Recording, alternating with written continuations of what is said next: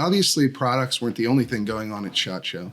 You did have some political stories there. I wrote about the smart guns. There's a smart gun company that was presenting at SHOT Show. We had more coverage of that on the Reload, but you actually covered the governor's forum. So they had a bunch of governors from red states come out to the show and talk about their policy towards gun makers and towards gun control. And you went to that and covered it. Can you give us a little bit of insight about what that was like? It sounds like there was a lot of talk specifically around inducing or encouraging gun manufacturers to move to their states. Is that right? Who was there, and is that basically the thrust of this conversation? Yeah, they had originally said and announced that 9 governors were going to be in attendance. And probably due to scheduling conflicts or maybe weather patterns or other factors, 3 of them were unable to attend. So the 3 that weren't there were Governors Stitt of Oklahoma, Gianforte of Montana, and Little of Idaho. So they were not present, although they were revealed to be the panelists. But the 6 that did show up, who are pretty much in the news often, I would say a few of them you hear regularly about. I think your audience is well aware of many of the soon-to-be named people that I'm going to name drop. But we had Governor Kristi Noem, who actually was attending her SHOT Show for the very first time. She told me in a separate interview we did together at the show that it was her first time ever, and that South Dakota has a big foray on the business side in SHOT Show. So she felt it was prudent to come to the show to see what businesses were exhibiting and showcasing how it's actually a very integral part of her state's economy, the firearms and ammunition business and industry. And then you had Governor Brian Kemp, who's also been in the news a lot about different issues, but he is likely to sign constitutional carry. He wants to get that done, especially if he is facing primary challengers. And he also talked about how Georgia is actually becoming a pretty good epicenter for firearms manufacturers. I think the Atlanta Journal-Constitution just wrote a story a few weeks ago that said Georgia is now home to like 74 companies relating to manufacturers, firearms and ammunition and accessories. So Georgia has become a very good outpost for the Second Amendment friendly companies or gun manufacturers. So he talked about why Georgia has drawn in people. You had Alaska Governor Mike Dunleavy talking about how Alaska is a military state, the hunting culture there, how that invites people to widely accept guns culturally and also economically speaking, and how he talked about his state's position being 9 hours from Asia and 9 or 10 or 11 hours from the East Coast, being centrally located as a trading outpost for manufacturers, and kind of contrasting his state with California. So it was really interesting to hear his perspective. There was also Wyoming Governor Mark Gordon. Wyoming has also, as you know, attracted a lot of businesses from California, Weatherby being one of the most prominent examples to relocate their operations from California to Wyoming. So he talked about how the show is a great place to convene and meet with other like-minded people. You had Governor Asa Hutchinson, who is retiring because he's term limited, but he has been a staple at SHOT Show actually for quite some time. I think maybe his first SHOT Show was when I went to SHOT Show for the first time, but he's been going on and off since 2015, 2016, since he was elected into office. I think it was 2014 he was elected. He started going 2015, 2016. And so he talked about creating a culture, business culture that is friendly towards firearms manufacturers. They create incentives. They have welcomed businesses with open arms. I can't think off the top of my head which businesses are in Arkansas. Maybe Remington had a plant. I think he alluded to that, if I'm not mistaken. But how Arkansas was able to browbeat any of the challenges that they see compared to other states. So it was interesting to hear his perspective and how he's been going regularly, and how some of these other governors are just new almost to the show, and kind of like contrasting their experiences. So it was good to see that some governors are new and some are veteran SHOT Show attendees. There was also Pete Ricketts. If you follow the Chicago, I think it's Cubs or White Sox, I forget which team his family owns, but he actually has a history with one of those big Chicago teams, if I'm not mistaken. So your listeners who are Chicago fans will correct me, but I know it's one of those 2 teams off the top of my head. But Ricketts has really grown Nebraska a lot on the economic side to welcome gun manufacturers and industry players to the state. He's created incentives. They've had legislation that makes it a more welcoming place to live and operate a business relating to the industry. And he also talked about how culturally it's important to encourage hunting. Nebraska has a really good hunting heritage that goes along the lines of their shooting sports heritage too. So he made the connection with that. And there was also, I think, did I list all the governors? I feel like I'm missing one, but there were 6 governors in total, and they were fielding questions from Larry Keane, who is NSSF's general counsel and also senior vice president of government and public affairs. And one thing that they talked about, in addition to their respective states and what's going on and legislation they've passed or are considering, they were talking a lot about banking discrimination, which I think is the first type of iteration of what we call woke capitalism or crony capitalism that predated a lot of kind of the political machinations you see businesses now doing. Yeah, but So before we get to that, yeah. I just wanted to talk a little bit more about the situation with gun companies moving to these red states, because obviously a lot of these companies have a long history had a long history in the Northeast, in even states like Massachusetts, Connecticut, New York, and now over the last several years, you've really seen an exodus of those companies to these sorts of red states like Georgia and Tennessee or Alabama, elsewhere.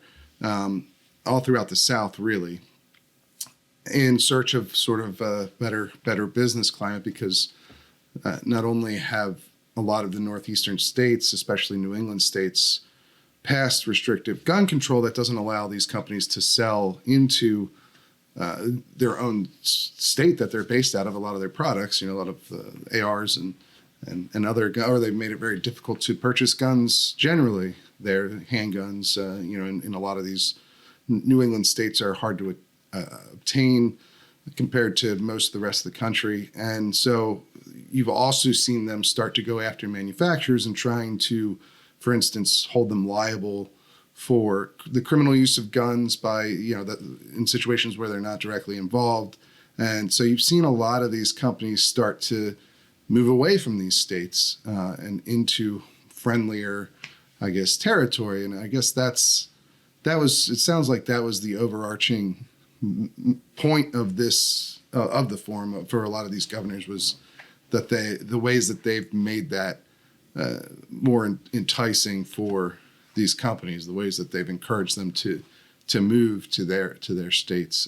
That's pretty interesting as an overall trend in the United States. But and then so they also went into discussions over how some of the large banking institutions have tried to really control policy of these gun makers by limiting their access to financial resources, right? And some of the things that they're doing about it. Can you just give us maybe an example or two about what these governors are actually doing in practice to stop those kinds of policies from the big banks?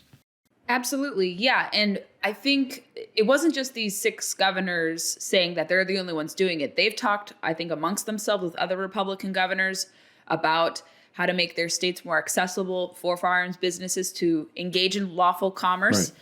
Because like you said, a lot of them are migrating away from historically relevant hubs where they originally were started in New England. And they had a storied history there, and now it's unfriendly, and they've decided to relocate to freer pastures so they can operate legally and without the confines of gun control laws, and also high taxation too. I think the cost to start businesses and maintain businesses in those New England states, in northeastern states, was very costly too. I bet you they were trying to create, they created policies to make it even increasingly difficult for companies like them because of the nature of their work, in addition to obviously the gun control policies. But high taxation also has driven not just gun businesses, but a lot of business outside of the region and more to the Southeast and also to the Midwest, I would say as well, excluding the Pacific Northwest, but more so the Mountain West, and then maybe a little bit into the Midwest as well, and Texas. And one, I would say, case study that I cited, although Governor Abbott wasn't able to attend the SHOT Show Forum, Larry Keane had mentioned that Texas had actually implemented a state measure to prevent and prohibit businesses from engaging in these discriminatory practices, to prevent them from taking out loans to do business, but even individuals who are gun owners. I think it extended the discrimination. I think can even extend beyond the company. I think they were saying that the practices can even extend down to just a basic individual, like someone who maybe is an FFL dealer or is a Second Amendment supporter. I'm not sure if the scope extended to like a Second Amendment supporter, but I think banks were targeting even small FFL dealers as well. Small And gun so businesses, small gun businesses. So Texas passed what they're calling, I think, the FIND Act, where banks that get public, I think, backing to operate in the state, they can't qualify for that anymore if they engage in these discriminatory practices. And there was also federal legislation, as you know, the Freedom Financing Act. There's also the No Red and Blue Banks Act, sponsored by both Senators Kramer and Kennedy, although I don't think they've made any movement, but they've been introduced to kind of piggyback off of what we're now seeing happening in the states. But I think we're going to see perhaps more legislation or more concerted efforts by GOP governors to either join in encouraging legislation, because they can't be arbiters of legislation. They have to confer with their state legislatures to be able to do that, and then they can sign bills into law. Maybe they'll join in a lawsuit if firearms immunity comes into question, if the Biden administration were to issue a directive to repeal the Protection of Lawful Commerce in Arms Act. Maybe we'll see some legal action from GOP governors in gun-friendly states like that. But it was interesting to hear that discussion. Brian Kemp talked about how he faced it from a different angle, but he knows how to challenge it head on because of what happened with the MLB All-Star Game and how they moved over to Colorado when actually Georgia was more amenable to hosting that type of thing. So he was saying that even dealing with it on a different issue made him better prepared to continue to keep Second Amendment businesses in the state and to discourage these discriminatory practices, especially if he were to continue on as governor, since he is being up for re-election this year and is facing some primary challenges. And then Asa Hutchinson talked about how all the governors have to kind of work together and talk to the businesses, talk to their lawmakers that they work in sync with, and in other, I would say, departments that relate to business affairs in preventing such practices from being encouraged or being implemented, and how they have to keep their businesses happy, keep them in the state, find ways to keep them in the state and not have them leave the state. Because even though they may be a gun-friendly culture, let's say a few years down the road, the leadership changes from, let's say, from a gun-friendly to anti-gun or not gun-friendly. So they want to have policies in place in their infrastructure to maintain those long-standing policies and to encourage more businesses. And I mean, I think it's interesting to see them bring that up as a main focus of this forum at SHOT Show. Obviously, that it makes sense because SHOT Show is a trade. It's a trade show, so they're there to talk mainly to manufacturers and dealers. So you see them focus on these business questions.